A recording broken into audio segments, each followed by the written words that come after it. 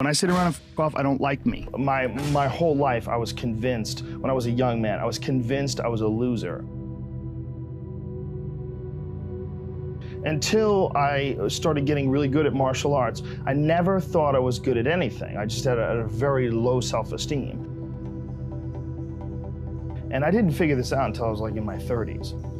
But I think that you absolutely can be limited by your perceptions of someone's definitions of you. But you can break through that stuff. That's what you break through with discipline. That's where you break through with hard work and concentration and focus. And that's why it's so important to have like either a discipline or an art or something that you're trying to create or something that you're really focusing on.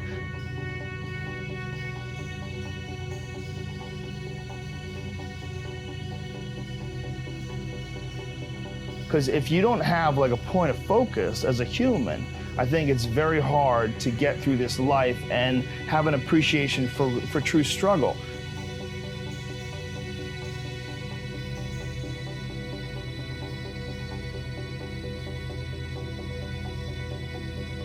Because our physical struggle with what our bodies are designed for, the caveman of 10,000 plus years ago, our bodies are still designed for that. That physical struggle doesn't really manifest itself when you're sitting in front of a cubicle, you know, in front of a computer in a cubicle, in this unnatural position all day.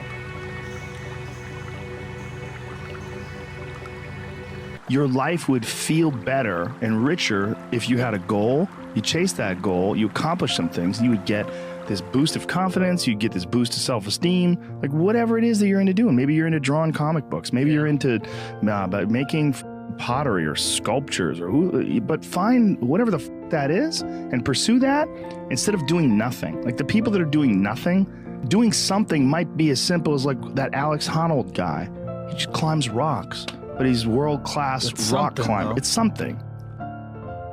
When I have a task, whether it's today I'm going to write 1,000 words, you know, or 2,000 or whatever the number is. If I don't do that, I write things down. Like I'll write down a list of things that get accomplished that day.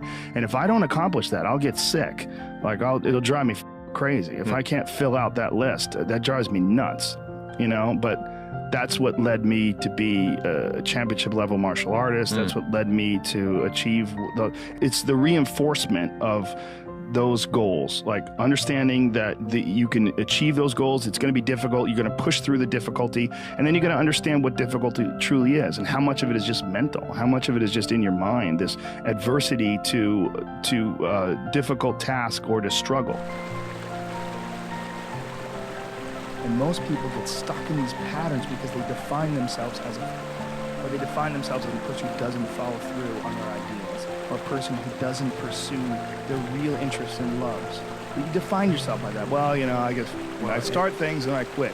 No, you don't. No, you have started things and you quit, and it gives you a horrible sense of regret that's made you define yourself by that. You don't have to do that.